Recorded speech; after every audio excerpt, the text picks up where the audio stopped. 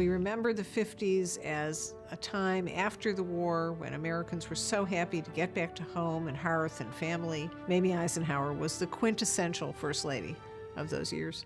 She was born Mary Geneva Dowd in Boone, Iowa on November 14, 1896.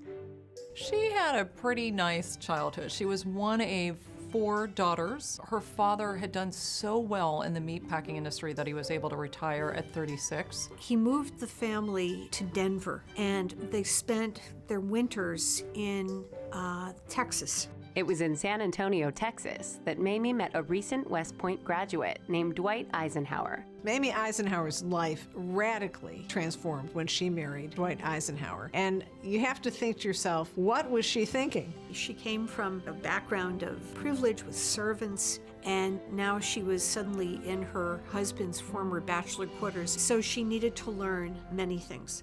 The strains of Mamie's nomadic lifestyle were made worse by the tragic loss of her young son to scarlet fever and Dwight's constant military travels. There was even a period during World War II where Mamie didn't see her husband for 3 years, and that was incredibly isolating for her. She sort of rode out the war with other Army wives at the Wardman Park Hotel in Washington. And she would work at the Red Cross and do some things at their canteen. But for the most part, she wrote to her husband every day and worried about him. Dwight Eisenhower returned to the United States a national war hero and a popular choice to represent the Republican Party in the 1952 presidential election.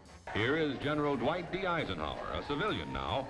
Mamie Eisenhower was quite involved in Ike's campaign in the sense that the handlers realized that women were voting in greater numbers than ever before. She had a very positive effect on voters. She was just well liked. Mamie became such a force in that presidential campaign, and it wasn't just I like Ike buttons anymore, it was I like Mamie too. As evening returns come in, the trend is unmistakable. It's Eisenhower by a landslide. The Eisenhowers moved into the White House in January of 1953.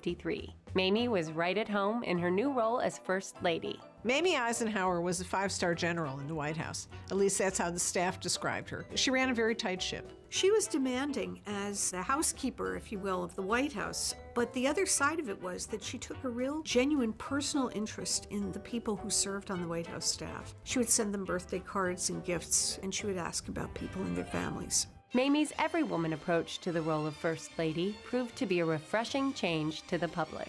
She liked to say, Ike runs the country and I turn the lamb chops. She was very much a woman of the 50s. She had her pink dresses and she had her cute little cut bangs. It was as if any mother in America had shown up in the White House. Mrs. Eisenhower was known for her frugality. She did scan the papers and look for coupons. Many people in the country were living on very strict budgets, so they could relate to that. After 8 years in the White House, the Eisenhowers returned to Gettysburg, Pennsylvania. It was their first permanent address. They had hoped for a longer retirement, but President Eisenhower had a bad heart. He died on March 28, 1969, at the age of 78. You know, she remained very active, but she greatly missed Ike overall. Mamie Eisenhower died on November 1st, 1979. She was 82 years old. I think the fact that she was the last First Lady born in the 19th century serves as almost a dividing line because in many ways she was the last of an era. Mark Twain is now thought of as America's first celebrity because he was so good at capturing the public imagination, and it became important to him to have a public image.